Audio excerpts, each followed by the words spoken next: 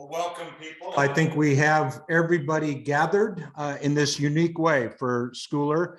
If we were together in the Centrum, those of you who have been with us in the past, we would have had a lot of gathering time, a little bit of music, and perhaps even a little worship by this time.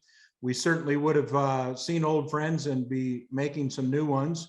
We'll have a chance for a little question and answer later. I hope you are able to put some comments or questions into the question and answer feature, and we will get to as many of those as we can. If you want to use the chat as we go along, please feel free to do that. We won't necessarily be pulling those things up in order to draw on questions. So if you have something specific, get it into the Q&A. Again, a welcome to the Schooler Institute. This is an experience and an event that the school has had for many, many years. We have had speakers from across the church and across higher education, seminary education. This is a little bit different approach this year. Earlier in the year, to be quite frank, we weren't sure whether we would be able to host a large event on campus. And we began thinking about how we might do this digitally, virtually, the way we've been doing, the way many of you have been doing church for the last 2 years, and the way we've been doing school on and off throughout the pandemic. And then the idea came to us, well, if we were going to be online, let's talk about being online. So we are gathering a number of alums. We know we have hundreds of stories out there about how this has gone. I reached out to 8 of you to give us a little bit to chew on. I'm going to ask a few questions of Colleen Ogle and Nathan Adams today. And I know that some of the rest of you will have things that you want to ask and share. Be ready for that in a little while. Colleen, I think I might ask you, lead pastor at Bexley United Methodist Church in the greater Columbus area. I might ask you to tell us a little bit about your setting, and then Nathan Adams, lead pastor at Park Hill United Methodist Church in Denver. Be ready to go next. But Colleen, tell us about your context. I have the privilege of seeing the pandemic, preaching during the time of the pandemic from really 2 contexts. I was in a congregation that was 100 years old in an inner suburban kind of area of Columbus from 2014 through this past July. So I did the first year and a half in a context where I was on a staff, the associate pastor, and I think we handled the pandemic pretty well. We negotiated the changes rapidly and rose to the occasions rapidly. And then I was moved and I went to a setting, also a 100-year-old congregation in a slightly different inner suburb of Columbus. And they had a very different approach to the pandemic. Were very almost shut down, very minimal worship, communication, not a lot of development of their technology. And so I almost feel like I'm coming into a restart as things were starting to open up. So that's my context. Both churches would be in the same realm of rough size on paper. In reality, one was quite a bit larger and more active than the other, but we're in the range of 200 to 400, 450 attendance in both settings, at least pre-pandemic. But right now I'm in a rebuild. So I don't know if is that enough for our intro part, Jay? Well, there'll probably be more opportunities to fill that out, but that gives us a good sense, I think, and particularly to know that you transitioned to leave a congregation in the midst of the pandemic, but also to get to know a new group of people. I know a number of folks who are in new appointments or called in various denominations into new settings, and that's no easy challenge. So kudos to you for doing what you're doing and being who you are in that place, which I know is appreciated. Nathan. Yeah. Hey, good evening, good afternoon. It's not that late yet. Good afternoon, everyone. Nathan Adams, he, him, lead pastor at Park Hill UMC here in Denver, Colorado. And my heart goes out to folks like you, Colleen, because I've been here for 5 years. So I had a couple of years of serving out here before the pandemic hit, which I think anyway made our transitions and the work that we had to do certainly much easier, with trust already built up and a relationship in place. We transitioned associate pastors in 2020, and my current executive pastor has done a great job, but she had a whole year where she didn't get to meet people in person. So I can't imagine what all of you that have done that have had to go through. Park Hill is historically, since the 50s and 60s, a multi-ethnic and a multicultural church. Pretty progressive. We talk about putting, not just saying the right things, but doing the right things. I'm sure that'll come up again when we talk about how we transitioned and what we did. And so we've got all kinds of really great social justice and missions work that we're doing, kind of make us unique, that we're very proud of. I can get into those if you want, Jay and Colleen. Try to put our money where our mouth is. And so we tried to do that throughout the pandemic as well. How do we continue to be the hands and feet of Christ and to share Christ's love with all through the way that we do that at Park Hill? And so Park Hill is we're about 200 to 250 on a Sunday morning pre-pandemic. We returned to hybrid worship on July 4th of this past year, and we've been averaging about 100 folks in person, and then online. I don't know what metric everyone uses, but we're 200 to 300 views on our YouTube channel a week. And so we've had a bigger reach. Pandemic has allowed us, and I think that'd be part of our conversation, is it certainly allowed us to reach people and to be in relationship with folks that we might not have other been prior to it. So we'll stop there and we'll hear more, I'm sure. Thank you, Nathan. I want to think a little bit about where we were, so to speak, when the pandemic happened. It's easy to try and focus on where we're at now, how we've adapted, but I do want to go back. I remember things happening really fast here on campus. In fact, a few weeks after we pivoted online, we were looking at the minutes of our board meeting, which happened about a week previous. And the only mention of COVID-19 was we had one board member who's a local government figure who was off to a briefing on some new virus. And we might have known a little bit more about that, but we had no idea how it was going to impact us. And within a week after that meeting, we were making decisions to pivot to online education and virtually change the school overnight. Think with us a little bit. What was the very beginning like for you? What were your first experiences?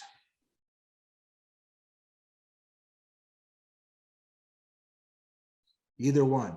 I should say. We share space, we share our building with the Jewish Reformed Synagogue. And I think really when things started to become a reality for me and for our leaders and our staff, quickly the rabbi, we have a great relationship with, texted, call, whatever, I don't remember, and said, we're stopping Shabbat services, we're stopping in-person activities. And at that point, it was only a matter of, I think, 3 or 4 days when we then made the same decision. But in that in-between time of, well, we're not there yet. We're not ready to do that. And we don't think that we need to do that. And our tipping point was when Denver Public Schools decided to not meet in person for what they probably thought was a week or two, right? That's what we all thought. Maybe this thing will be gone by Easter or even before that of 2020. And so just that uncertainty, like everyone else, right? Is somebody going to give us, is there a power that is bigger than we are? And I don't even just mean God in this sense, but, our our Episcopal leadership or the local county health officials or school boarders, or somebody that's going to give us some more guidance on what is safe and what isn't, and who are we going to look to. And I think for us throughout, I know we haven't gone that far, but throughout has always been, who are the folks that know more about the science and about what's safe and what's not than we do as church leaders, trying to do our best, but that this isn't our field. So, but I'd still remember, and not having some shame around that, even, the conversation with Rabbi Mo, my friend, and saying, like, we're not ready to do that. And like, wow, he was right for sure, even though it was only a couple of days later when we made the same call. But like, maybe we should have pivoted faster. I don't think anything happened because of that, but it's always in the back of your mind. Colleen, how about you?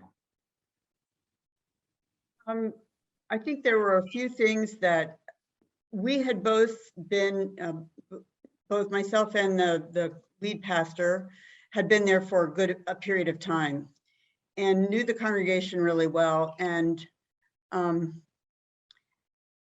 for us, it was very clear that we needed to shut down right away when the governor was strongly encouraging everyone to. And fortunately, we hadn't been live streaming yet, but we had a camera that was good and had been filming and uploading our sermons to YouTube. And we had a couple of experiences of doing live streaming for specific occasions. So we were able to get that up and running quickly. So we really didn't miss a single Sunday of having an option for people. But in our context at King Avenue, there's a lot of, a high percentage of LGBTQ families in the congregation, and the space of the building very much has the feeling of functioning as an actual sanctuary for people. I felt like as soon as it was safe, that we should try to do a dual track ability for people to participate, both in person, if we could, as safely as possible, and online. So we had from March 15th through Flag Day. I remember Flag Day was a Sunday, June 14th, when we were completely working on doing, getting our online live streaming of 2 different services in great shape. And we made a lot of progress during that time. We didn't pick up a second camera yet at that point, but we got a good live stream for 2 services.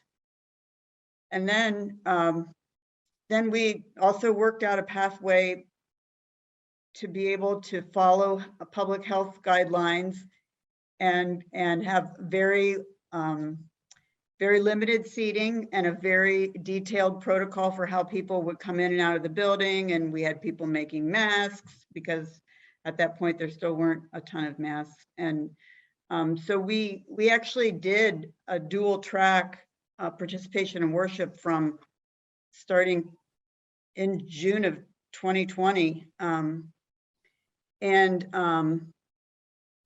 It was, we have a high percentage of older people who are single, who actually were some of the earliest people to come back. And even though we were coming in and ushering people in and having people sit vast distances apart and just waving to each other behind masks, the social interaction and the feeling of connection from being in a space together was, I think, really important for many people. And so we were able to worship between 2 spaces, and one of them was a really large space that would normally hold 750.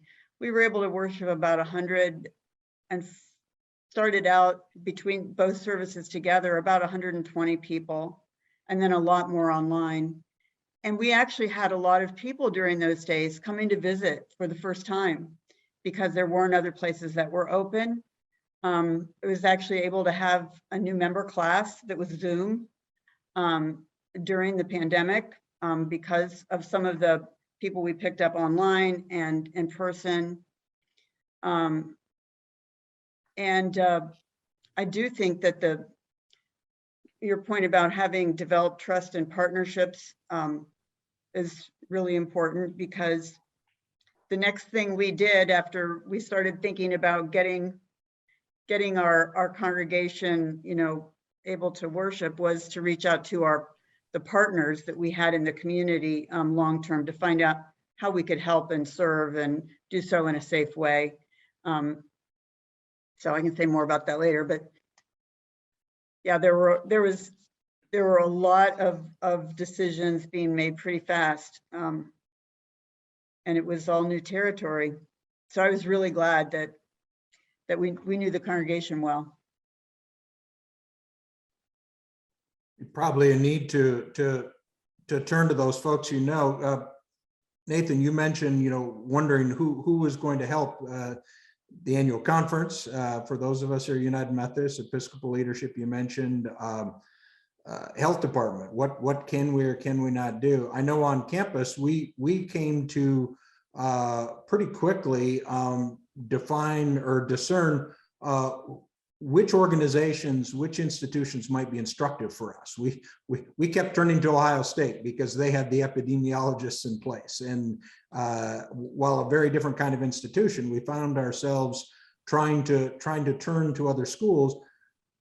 But in reality, oftentimes it was decisions that were unique to us. And one of the things I felt that I'm wondering if I would have felt had I been in a local congregation in a leadership role is so much of what we do is based on a pattern of ritual and repetition. We do the same things each year at the same time as a school. And that happens in a church. And even our most creative, we're still used to doing things the same way. And I would wonder what it felt like our folks to not show up that first Sunday.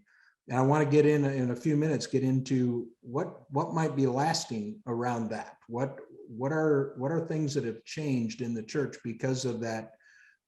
Colleen, you mentioned that deep need for social interaction that people have. And when we're preparing worship, I think we're probably thinking, let's get the liturgy right. Let's get a sermon prepared, and probably have you all have much more recent expertise in doing that than I would have. Nathan and I were talking earlier. I'm not sure. I've questioned whether I would have been able to pivot as quickly in a local church, simply because the last time I did local church ministry, we weren't using the kind of tech you all use. You were more prepared. But I'm wondering what are the losses? It's one thing to get a message prepared, but that personal interaction, that warmth, that's a loss you've named. Are there other things that are enduring losses that we should be thinking about when we think about being church? What's lost that we maybe haven't gotten back in the last 2 years?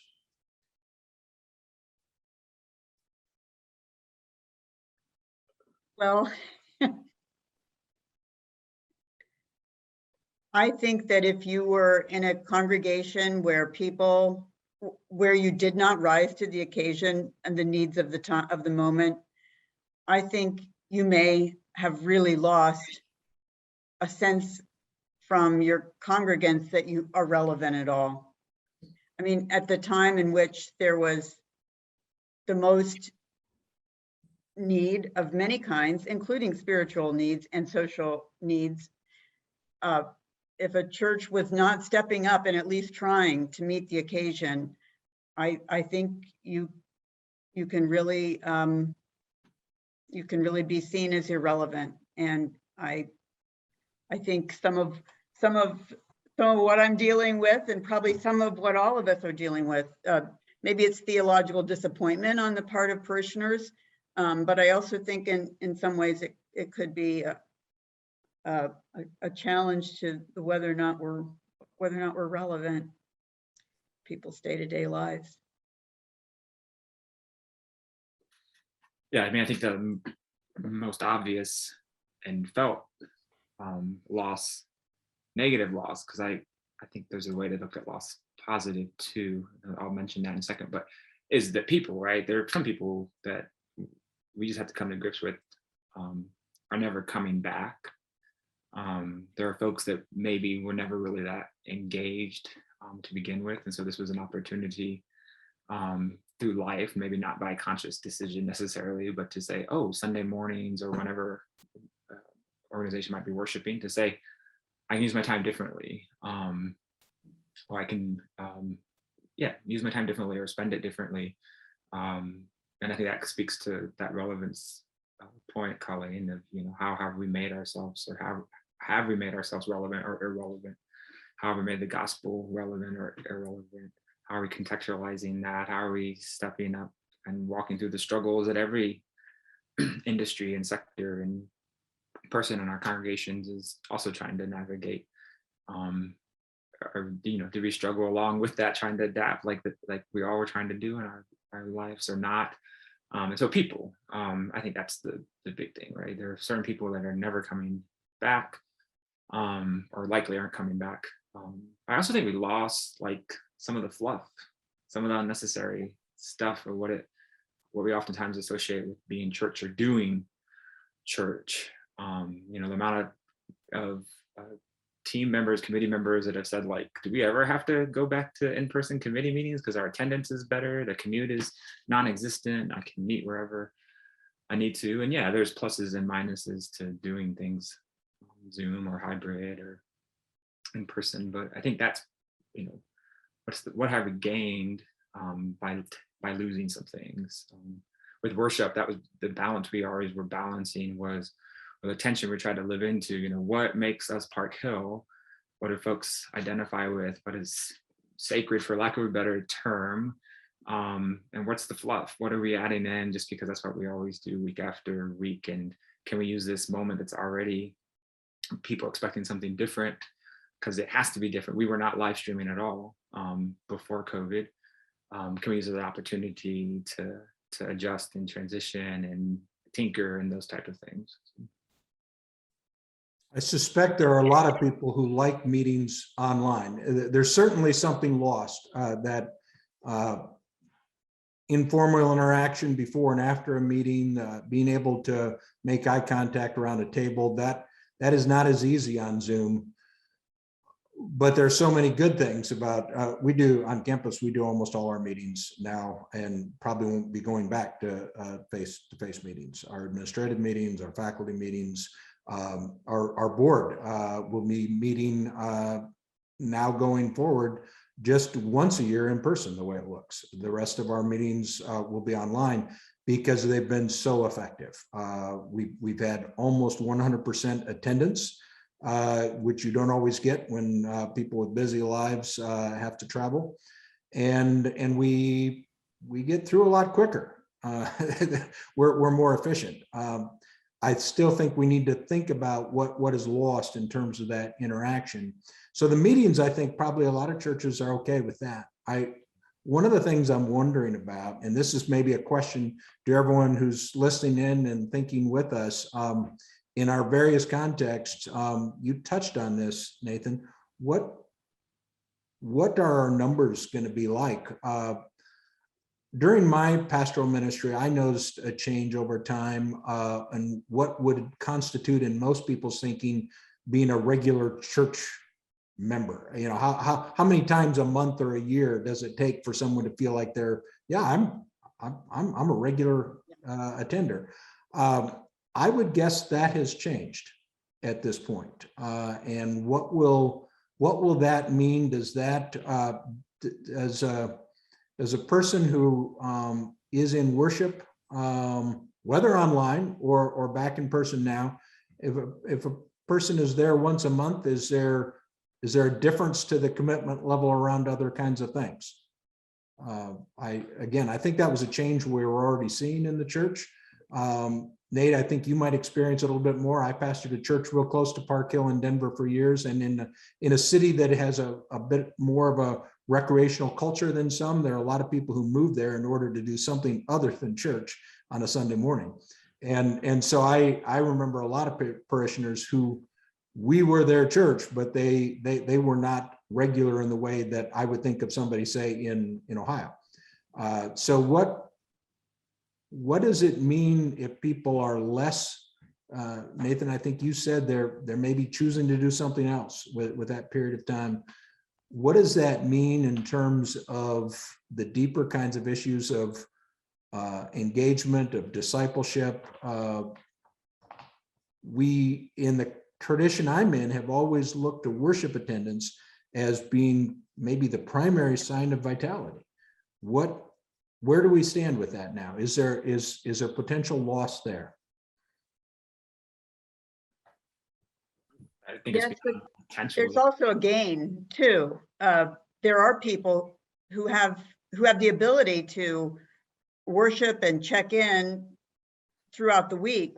Once you've uploaded something, it's out there, and there are people who are accessing that, and also then staying in touch with the church as they go other places, and are in two different settings or traveling. And so there's that. But I do think that there are definitely people who are, in fact, I know there are some people who are saying that they're worshiping online, and I can look at the statistics and know that some of the hits that we get are for very short periods of time. So yeah, I think your point is good. Yeah, I mean, I think it's here, right? The loss is here, and I think collectively, unless we pivot collectively as the church, the losses are going to keep on coming. And so I think the engagement question is what we're working on, and frankly, I think struggling through is how do we, turn, this might be crass, but right, how do you turn views into engagement or views into disciples of Jesus? How are we engaging folks? We have, I think, gotten away with in a lot of our churches, and probably Park Hill at a certain level of, we're in person, we have our niche, we know who we are, who we're trying to reach, and we'll be here when people are ready to come and check us out, and haven't developed even our in-person discipleship as well as we should or could. And so it's that much more critically. How are we engaging folks that are coming in person? How are we engaging folks that are worshiping with us regularly or might stumble upon us because our service was recommended to them by YouTube's system or what have you?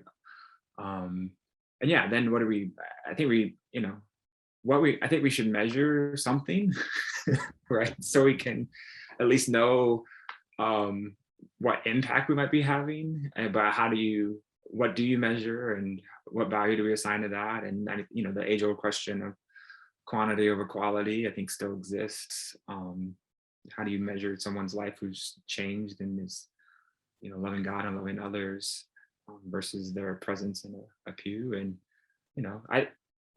I started using at some point, I don't know when, might have been during the pandemic, but instead of calling it members and constituents and other such things, they're just Park Hillers.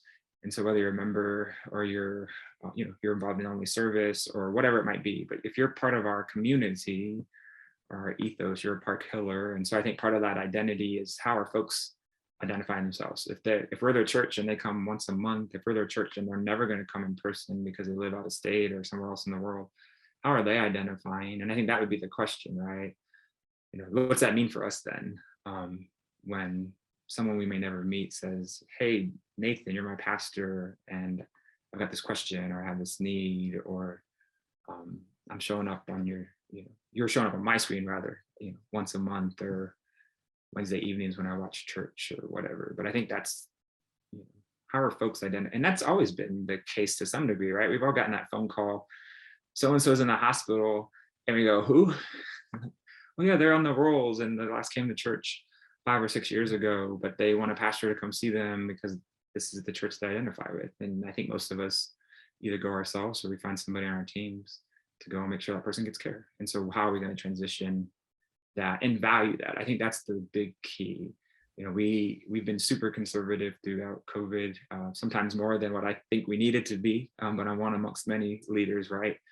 And so we just released our mask order for the first time just a couple of weeks ago, and had some people inquire about why we were doing that and how we were doing that. And in that conversation with those folks said, look, if you're not comfortable coming in person, that's totally fine. We want to, if you worship with us online and participate with our virtual worship or hybrid worship, you're equally a part killer. You're equally, we value your participation, whatever that can look like. And certainly God, of course, isn't going to, I don't think anyway, be judging you whether you came to in-person worship or you watched virtually. In the early weeks, I found myself wondering, as I heard kind of anecdotal stories of members of churches finding a sense of community when everything else was kind of shut down. People weren't, not everyone was going to work in the same way, not everyone was going to school. There were some churches thriving, but I found myself wondering, is that just the people who are already there? Will people find us? And I think you were both starting to touch on this. I remember a while back hearing I was in a conversation with the United Methodist Bishop in Louisiana, and she was talking about one of her pastors fairly early in the pandemic, pastor in Baton Rouge, who was also real involved in Black Lives Matter work and was real involved publicly right after the killing of George Floyd. And she was in Baton Rouge doing things online, and a couple of young folks in Portland, Oregon somehow connected with her and then found out she was pastoring a church. And within a few months, they were there all the time digitally. And I believe they joined the church. And when I heard this story, we're still looking forward to maybe going and visiting the church in person at some time. But have you had any experiences of people finding us in this new way? Yes, people, now that we're worshiping back in physical space again in many places, but are some people finding us and only going to be online? My daughter is 29, and of course, like many parents of 20-somethings, you're always trying to get them to be part of a faith community. And my daughter actively started worshiping during the pandemic through online worship. She's very shy. She doesn't like going into new spaces. She became really taken with Brecksville UMC during the pandemic and ended up doing her prenuptial counseling with the pastor there. And she hasn't joined yet, but she pledged this year to that church. And actually, the fact that it's online allows her new husband is not in the same religious tradition and not sure that he cares about church, but he'll participate with her by watching online. And she thinks someday they'll go together in person. But meanwhile, she goes every week. I'm like, okay. So maybe there is a generational thing going on. That it would never occur to me to feel like I was really part of a church just by going and worshiping online every week. But she really feels very much part of that church. Yeah. No, go ahead. Because I think, yes is the answer, Jay, I think. And I imagine most folks watching, I hope most folks, if you have live stream on, have experienced similar things, right? Where we have folks that have either found us online and tune in regularly, or are able, if they're geographically close, have started coming in person because they found it online. And so our biggest online regular folks that I'm aware of anyway are folks that either had recently moved out of the area prior to COVID and then found we were live, and so they stayed connected and have engaged in our congregation still. We have many folks like that. The joke on Christmas Eve, this was not planned, but we had in our 7 o'clock service or 6 o'clock service, we had 2 people participate remotely, and one was in Washington State and one was in Washington, DC. And I was like, look, we have both Washingtons from coast to coast covered. And those are folks that had a relationship with the church prior to COVID, but certainly would have found other places to worship in their locations or would have not been a part of any church. One was a young adult. And we have lots of folks like that across the country that have some type of family member that's in the life of this church, and so they've been invited to come and check it out. My personal story is my mom got an iPhone in the midst of COVID, had no internet in our house prior to that. And so my siblings got her a cell phone. And so she watches worship every Sunday afternoon, and then texts me and comments about, the music and the sermon and those type of things, and considers herself very much a Park Hiller at this point. And then, we did drive-by communion, right? I think all of us tried various different things to try to get some community and some in-person time, some incarnational time. And so we did that at our second campus, I think October of 20 or September of 20, and this family came up. And right at this point, it's like, were you here before the pandemic? Like, I don't recognize you. And they're like, no, you don't know us. Like, okay, well, how do you know that we're in this random place? We don't talk about this campus very often. We found you online. We've been worshiping with you regularly for the past several weeks. We wanted to come and meet you in person.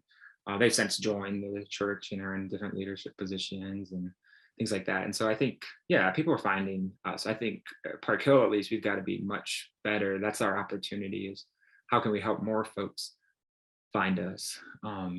Evangelism, right? How do we do that in a digital age?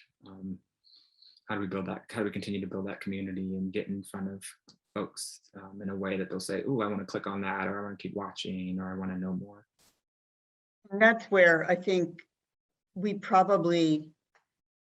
I think one of the things that we need to do that I failed to do, and when I moved, I had to almost start all over again, developing the technology. So, but really to catch people in the online space for purposes of evangelism, I don't think online worship is the best entry point. It's a very long, online worship is a long chunk of video.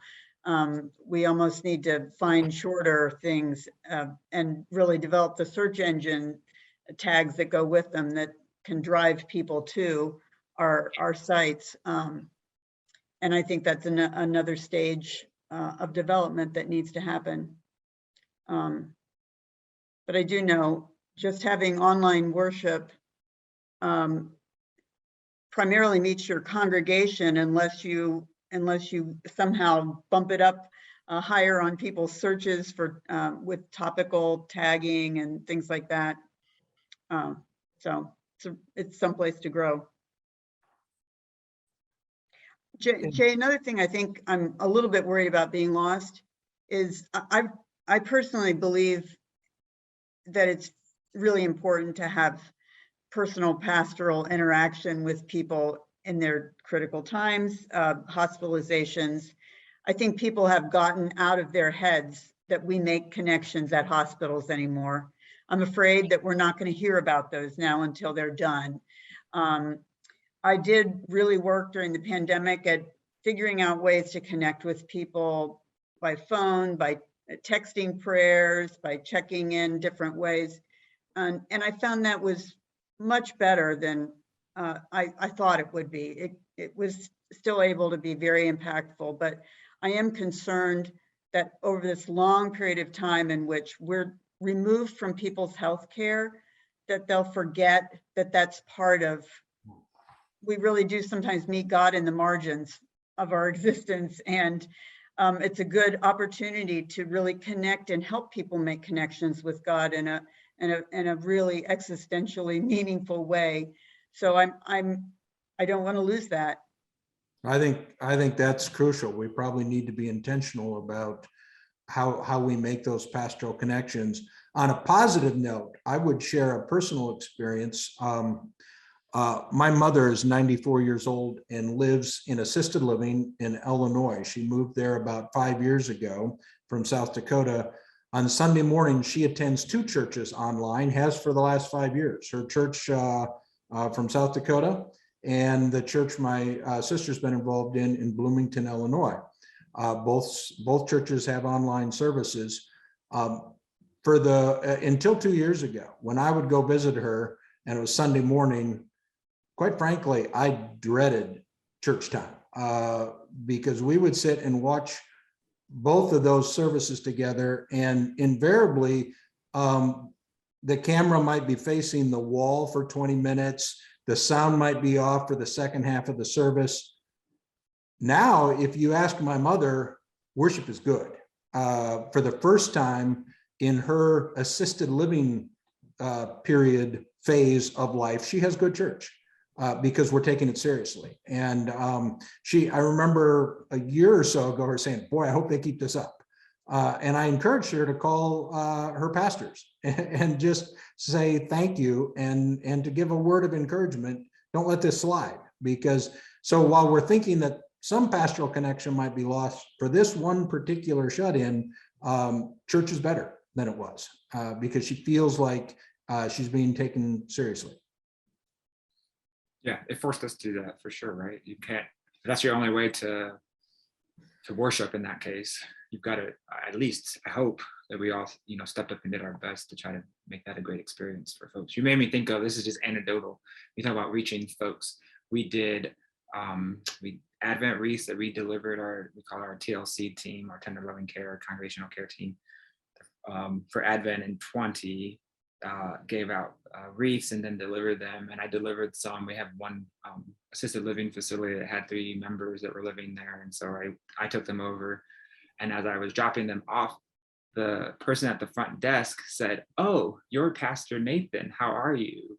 They had been regularly showing our worship services as their church service on Sunday mornings to their folks that wanted to go to a Christian service. So, and I think that we have so much opportunity, and we've seen this, over many decades for folks that have done, televangelism is sometimes thought of as a bad thing, but how are we going to use that technology? Where are we going to use it? And then, of course, how are we going to connect with folks? And my mind is fixated on streaming and streaming services and how might we get on one of those platforms and what would that look like? And it's going to definitely be, Colleen, right, a much shorter format than what we do on Sunday mornings. But how have you checked out the Amplify resources from Cokesbury? I have not. Tell us more. Cokesbury has now created kind of almost like a Roku for, you can do a subscription service and you can have access to a whole bunch of studies that can be shown online. And you can also, if you pay a certain subscription amount, you can actually Zoom together watching these small group studies. You can create your own channel. So you can use some of their content that's designated and you can upload some of your own content. It's called Amplify.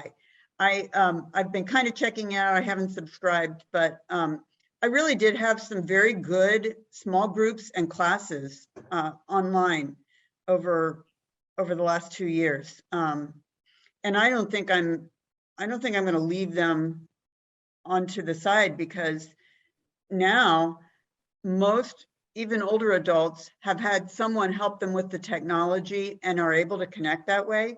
And it's a whole way to expand ministry to people who are not, for one reason or another, not as mobile as others are, and can really have, I think, very meaningful experiences, learning and sharing. So I love that expanded flexibility that we have.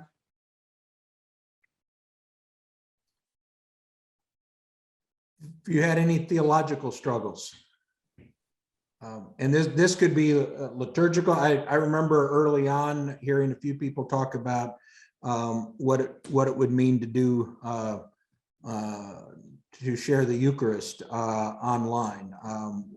How is that going to impact people?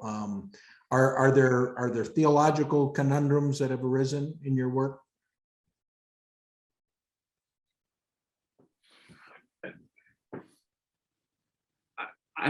I'd say no, not necessarily. The low theology in a lot of areas that we might be talking about, right?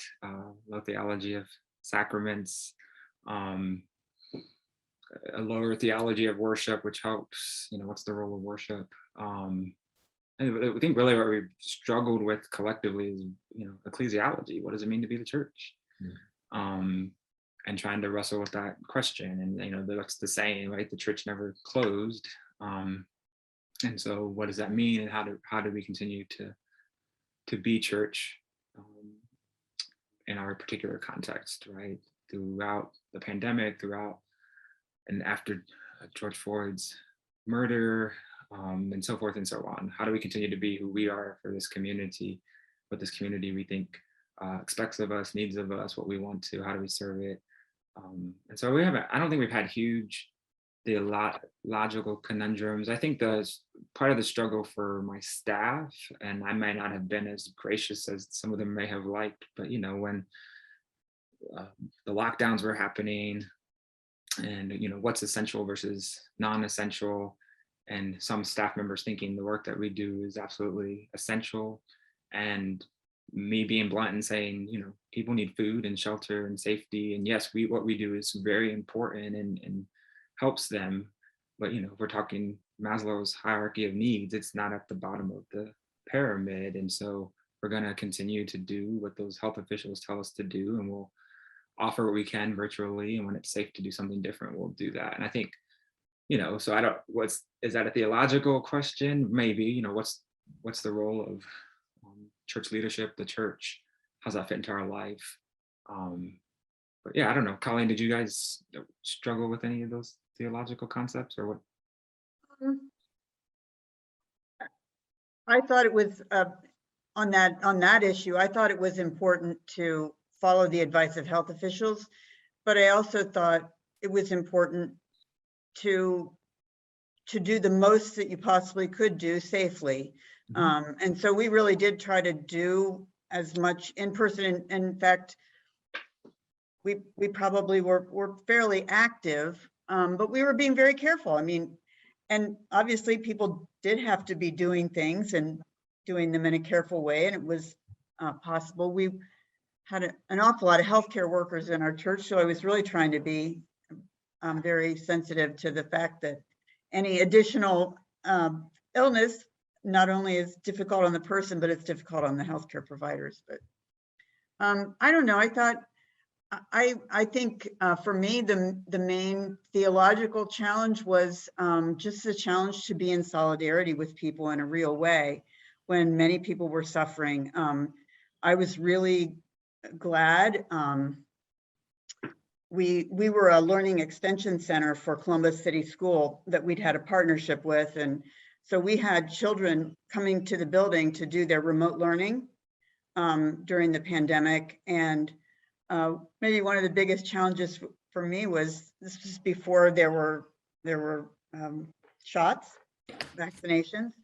And we had to have some people who were volunteering to help, and you can't really help a child with remote learning while you're 6 feet away from them.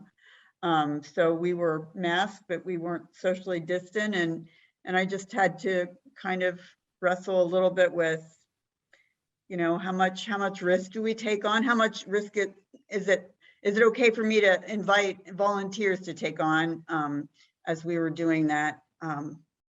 It was a wonderful experience, though, to be with the kids who really needed our help. And I think it was pretty inspiring for all of us to walk with them through that. So, but I think for me, it really was not so much a theological challenge. It was just a continual wrestling of like, how much do I protect myself? How much do I put myself out there to be of service? And I think we kind of walked with the congregation through that too. Yeah, I wonder, we talked about this already. I wonder if the theological challenge is communicating and showing why church matters, not the building, but why church itself matters. When we talk about folks that have disengaged or have made other choices, or maybe not even choices, aren't able to join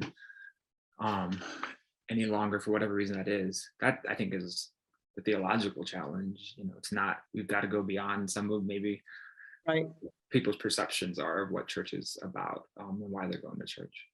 And I think we used our media ability during worship to show some of the things that people were doing in service, in solidarity with extra people going to volunteer at the food pantries, which were really needing extra volunteer help, and showing the people who are working with the children, and the extra things that we did for some of our partners in shelters. And I think people extra appreciated that about the congregation. We had a capital campaign during the pandemic that was successful, and I think it was partly because people were really grateful that the church was, in a small way, trying to do the best we could to meet the challenges of the times we were in. Sure, pretty challenging in so many ways. I want to give you a heads up here, something I'm going to ask in a few minutes, just to have you think a little bit about this. You didn't necessarily know this was coming. And I'd ask this to everybody who's participating today too, even if your face isn't up on the screen. Are there spiritual struggles, disciplines, practices that are emerging for you? What I'm trying to do here is get you focused on your pastoral identity. Rightly, we're thinking about how we're functioning in our leadership role, but how are you as pastor, but also as an individual? How are you faring? Is your sense of vocation changing, shifting? Does that change? Just hold that in the back of your thoughts. I wanted to give you some prep for that. But in the meantime, here's a question that's come up from the Q&A online. What do you think of the hub and spoke model? And I think where this question is going is, what if someone identifies with a particular local church, but they're also finding some of what they need elsewhere? I think that's probably something going on a lot. People looking around, getting a little bit here, a little bit there. I know I have found myself on Sunday mornings just going in and taking a peek. And when I have that opportunity to join in the fellowship, no, I'm going to go look at something else. And I wonder in the long run what that means for my own spiritual health. That all of a sudden I'm a bit of a looky-loo when it comes to some things, trying to find what, I like this. But what do you in your settings make of the fact or the strong possibility that we have some people who are doing that? We definitely have people who are doing that. No question about it. I like it when they do it and they let me know, because they share some of the ideas that they've seen other places, and I think that's great. I personally, I feel like there's a little bit of hazard there, because for me personally, it's the act of sinking my roots in some place that most often is the occasion for me growing. It's easy to move on when things get a little bit difficult or the message gets a little harder to understand. It's easier to be just a consumer of religion. So that would be a temptation, but I think there's some really wonderful sides about it too. There were a lot of creative people doing spiritual nourishment to the community in so many ways during the pandemic. And I thought that was wonderful, through the arts, particularly in so many ways. And it was probably a good thing for the church to see. Yeah, my initial response was thinking about folks peeking in on us, and so I was going to say, like, yeah, come on, let's do it. I'd rather have you watch for 10 minutes than never seeing what we're up to. Thinking about the other way, I think isn't that really happening anyway? It's just maybe not at church, it's some other activity or something else they're watching, or some other way that folks are spending their time. and it's maybe easy to say when we're not putting a face or a name or a relationship to it, but we're supposed to be about kingdom work. And if we're helping folks, to take their next step in their walk as a disciple of Christ, and we're able to do that for them, and they're able to take another step because they peeked in on another service or are part of a small group at another congregation. Like, people don't belong to us, right? We don't belong necessarily to them. And so, try to have a looser grip on that, I guess. Again, easier said done when we're not talking about a specific person who comes up and says, "Hey, pastor, I saw such and such, and it's amazing. And so I've been worshiping there too for the last 6 weeks or months or what have you." That never feels particularly great, but Right. yeah, I think we can step back and have a bigger perspective. There's some questions coming, several questions about limits on technology. Perhaps a smaller church, perhaps a church that hasn't done a lot in the use of technology in worship. And there's what is their advice, I guess? Where did you turn? I would guess many churches, regardless of size, have people in them that are proficient at technology, but where would you suggest people look for that? It is actually, I think there probably are churches where there aren't people in them who are proficient in technology. I think some smaller churches in rural areas really struggled. But fortunately, with an iPhone and just a little bit of setup, you can do primitive stuff. But honestly, as we're starting to come out of the pandemic, if I were a small church, I would advertise the heck out of, we are the low-tech place. Come and be with real people, because I think people are really lonely. Okay.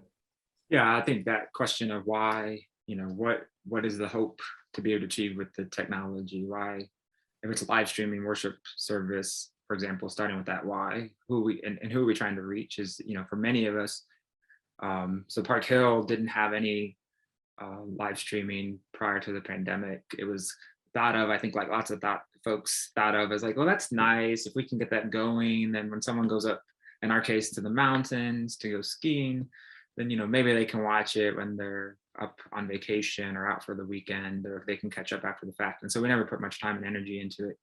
But when it becomes, this is the only way we're going to be able to worship together, there's a whole different set of urgency that opens up a whole different set of resources and people and networking. And that's what we did, was we immediately went to folks that we knew were doing live streaming, or at least knew how to do it, and started asking questions. What equipment do we need? How do we do this? What's the best platform? What are the pros and cons of so forth and so on? And then experimented. And that's, I encourage folks, if you want a good laugh, you can go to our YouTube page at Park Hill UMC and watch our first couple of services that were shot on a MacBook Air on a stand, music stand being turned as three of us were speaking versus what we're doing now. And so, growing and adapting and asking questions, but really going back to the why. Who's your audience? Who are you trying to reach? It might be a different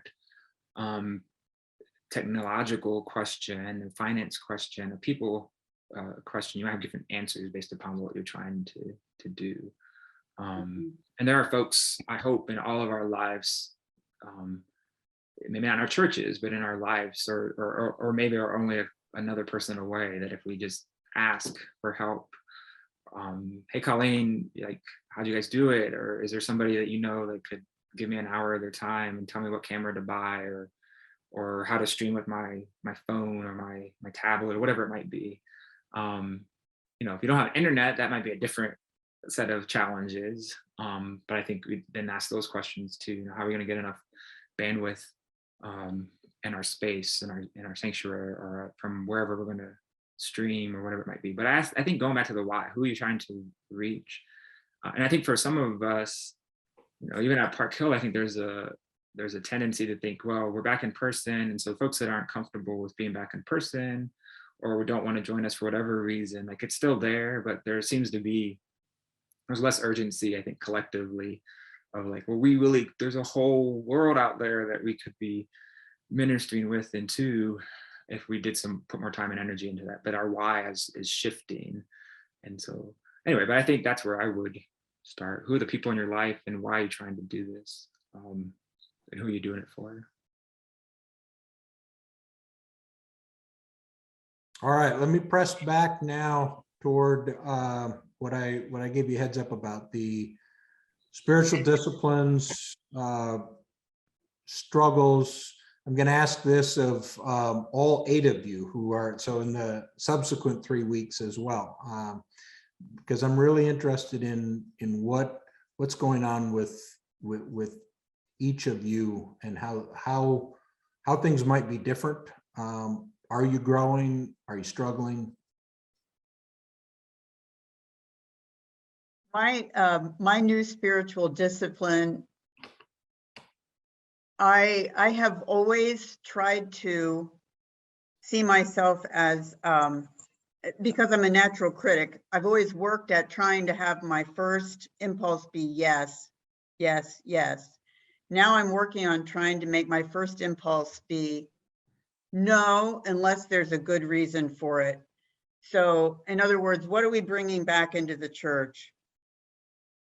The answer is no, unless there's a good reason for it, because I think the one opportunity the pandemic gave us was to have a little more of a clear slate and to be thoughtful and selective about, it's a good opportunity to clear out a lot of the crap that accumulates, I didn't say that, in church scheduling and programming, you know, just even, it sounds like when I got here before the pandemic, every single occasion that happened here had to have food attached to it in some way. The staff were practically becoming like caterers. No. Do we need it? No. And unless we have an event that particularly needs it, no. And that's just a small example, but for bigger things too. We don't have to do it. And I think one of the things, I think a lot of people found out during the pandemic that they benefited from having a slower pace in many things. And I think churches could also benefit by having a slower pace in terms of the slate of activities they do and focusing on the most important high quality activities. So just say no, that's my spiritual discipline. That's that loss of the fluff that I mentioned earlier, right? Yeah, exactly. No fluff. Yeah, I think personally, I'm a marathoner, and so I really took advantage of having no commute. For example, one of the things that I told myself early in the pandemic was, if I can't get my butt upstairs, our office is in our basement here at the house, I can get my butt upstairs and run 3 miles for, I won't say at my pace, but for that amount of time in the midst of being at home the whole day, then there's something that's really unhealthy about the work and the time that I'm putting in at the church. And for whatever reason, that clicked in my mind. So I had my best, running year, if you will, last year, but have kept that. And that has been a great, commitment. There was it's like a boot camp hit workouts program called Camp Gladiator, and they were lifted up as being one of the companies that pivoted quickly and did a great job of that. And I'm a big fan of looking at other business models and other organizations and seeing what they're doing. And so when we talk about technology and how to use that, what are other folks doing in this space? But I get to a certain point in the pandemic where I had to give a big shout out to folks, to my trainers, and say y'all are keeping me mentally sane, knowing those were live, and knowing that there's a group of folks I can go to in my gym here in the house and meet and care and can call me out by name and correct my form or encourage me. That played a huge bit. That was my sense of community outside of my wife. I think you asked about, and so I've maintained that. And that's always been kind of my go-to is running, but I embrace that much more. And then you asked about vocation. I think I've gotten a lot more clarity of what, I don't know that I'm doing it yet. I know I'm not actually, but what is my role and my job, my calling, my gifting as the lead pastor versus our other staff members, and what they've been hired and called to do in their roles, or even our lay leaders. And that's been slowly developing or becoming more concrete over the last couple of years, especially around our associate pastor at the time is the one that got us onto YouTube, which is our main platform that we focus on.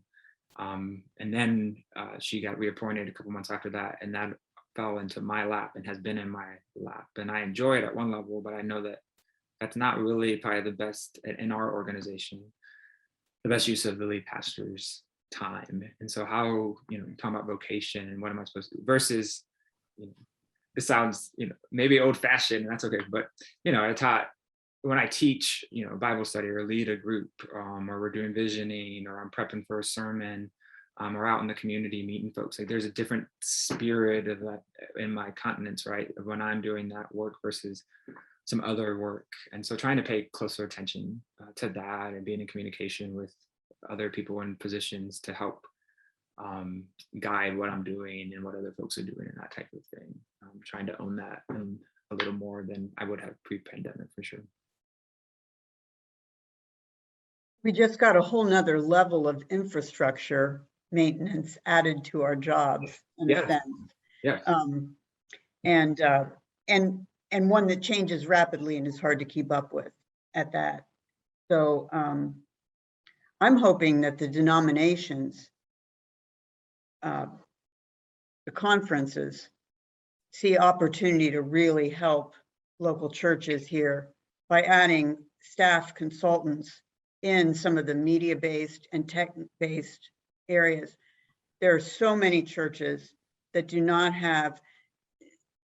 So Nate, when I needed to get the new technology up and running fast, I did exactly what you described, of like calling this person, that person, hey. And I was very grateful for the connection, the informal connections of asking people, and got, that's, I know nothing, but that's how we made it work and work quickly. But I think a lot of people are not that well connected, and maybe even in more remote settings. And I really think that that seems to me exactly what a conference should be made for, is providing resource consulting people for places like that to help them with technology. And they've done it some, but I think it's going to be something that needs to be a permanent part of what the denominational hierarchy sees as part of its resourcing of local churches. I think someone asked a question about staffing. I didn't get the whole question right. I was trying to go back and forth, but I essentially for a year and even in some parts now, I became a producer, right, of a hour-long streaming television show, for lack of a better term. And so how do we train folks to do that? Who should be doing that? How do we train folks to do that? How does that apply? And that's the part, you can talk about vocation or ask about that, Jay. There are parts of that I actually kind of find interesting and enjoyable. So is there a way to use some of those skills I've learned in the last year or two, whether personally or professionally, is it, I've dreamt of like, I'll have this talk show forum where I'll interview different people about their lives and their faith and how that impacts them. And so what are the skills that I've learned along this way that might be able to bring some of our theology, some of what we think it means to be church to a different audience that I otherwise wouldn't have. I wouldn't have even dreamt about some of those things, 2 years ago. But I've said, okay, well, we reach this many folks on YouTube, or I know clergy that are doing things on TikTok or other platforms. What would that look like for us, whether that's me personally or me in connection with Park Hill or otherwise. And so those are still rumblings around in my head and heart. But I have a question here from someone who I think is getting at, we found ourselves over the last year or so wondering whether we get back to normal or what is a new normal. How do you respond to congregation members, this is the question that came, who want to discontinue live streaming because it is the reason people are not coming back to in-person worship? Do you have folks who long for, and I'm not talking just what you were talking about, Colleen, the idea that some human warmth and contact is crucial. I'm thinking more now, I think what probably this person is asking is, this is the old faithful member who has a pretty clear idea of what church should be. And I suspect there's a little bit of this person in all of us. You know, we found certain things affirmed our leadership. There are certain things that made church church. Sounds like someone's dealing with church members who, maybe this new stuff is keeping people from being church the way we liked it. Any response for this question? So I would say, I would ask that person to make sure that they were personally inviting some of the people that they missed, being the people in the pews. But there's no question but what being online has expanded our reach, and oftentimes really to some of our oldest people. I went to take communion, so I'm doing home visits again now. I went to take communion to a 97-year-old who only comes to church. He's very, very sharp. He lives alone. He only comes to church when his daughter comes in from Maryland to visit him and she brings him. So I hadn't seen him for probably a month or so. And I went and took communion with him. And the first thing he said to me was, "You didn't have the drummer in worship yesterday." It was the first week the drummer had been missing from our contemporary band. "You didn't have the drummer in worship yesterday." He is always online worshiping. 97 years old, can't get out. It is really expanding the ability for people to participate. And there have always been people who have to work on Sundays, and it makes it possible for them to be part. There's always been a high percentage, and there's an increasingly high percentage, since nobody respects, having one common day off. There's lots of reasons, good reasons for that, but more and more people are working on Sundays and can't get there. And this is a way to allow people to worship. Yeah, I think all those kind of rational, logistical reality situations, depending on who you're talking with, and we all know there are some folks that don't, if they've got their mind made up, it doesn't matter on any of those reasons. I think acknowledging that, we have a running joke that we do our live streaming too well now, because it's good, I think, and it feels as close to as in-person worship as you can be without being in person. And so we joke all the time as a staff, like, we're doing it too well, because there are people that could probably be back in the space, but are choosing not to. But that's definitely tongue in cheek. And like I said at the beginning, I've been at Park Hill long enough, and have enough trust and political clout, if you will, from the very beginning. Once we got it going well, we said we were keeping it.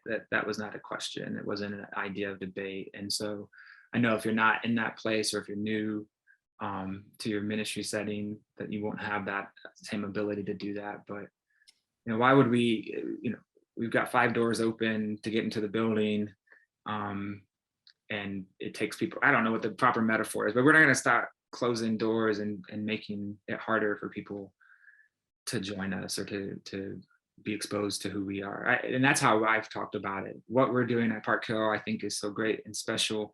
We want as many folks to be a part of the work that we're doing and that God's doing through us. We don't want to shut doors and windows and on-ramps, if we use that language, for folks to gather with us. And I think acknowledging, I think there is a reality. Absolutely, there are folks that might be in person, but otherwise aren't, because it is, whatever reason, it is better for them to join us virtually. And so acknowledge that, and that's a loss, and that's, I think, a loss, and say that as the leader or as a pastor, like, yeah, it would be great if everybody was back in person. That would feel better, but what's the fruit, right? What's our mission? What's our fruit that we're trying to do as a congregation? And we're able to do that still, even when not everybody's here in the same space with us together. So I feel like I'd be remiss. I don't know if folks know, Live Control is who we partner through. They do a lot of our production. They actually remotely control our camera system from California. And it's relatively, I know it's all relatively inexpensive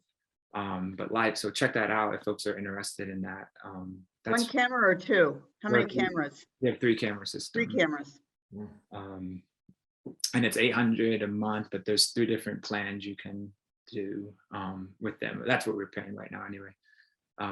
But it was a great investment, and that fortunate enough, privileged enough that, you know, presented it to the folks that had the money and the life of the church, and they said yes. And then now it's just a part of what we're doing. So it's part of our operating budget every year. But there are other companies out there, but there are folks and ways to get that help. So we may try and capture, I don't know exactly how we'll do this, but some of these things are coming up, like that resource. We'll try and go back over this and see if we can then provide that in some way to people if they're looking for that. Feel like I need to bring us to a close here. I'm curious as to whether I'd be interested how many people stayed with us. You said worship tends to be shorter now.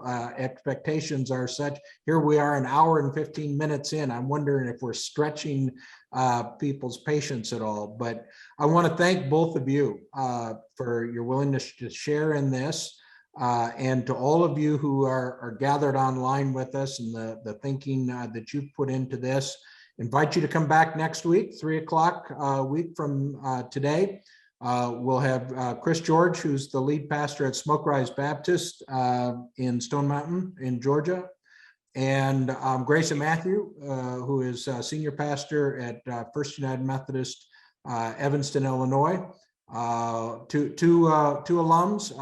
Chris is a D-Min alum. Grace, I think, was in school with you, Colleen, in the late 1980s, but an MDiv alum, and we'll look forward to having both of them. They'll have some of these same questions, no doubt, and a few new things. But I would put an invitation out to all of you who have joined us. My email is pretty easy to find on the school website. If there are things that didn't come up in the question and answer now, or suggestions you have, we're trying to keep this as organic as possible. We didn't script anything today, and we probably won't script next week. But if your thinking is going a particular direction, let me know what that is, and that can shape a little bit what we do next week and in the weeks to come. But for now, bye, and have a good rest of your week. Thank you all. Thanks, Thank you. Thanks, Colleen. Take care. Bye now.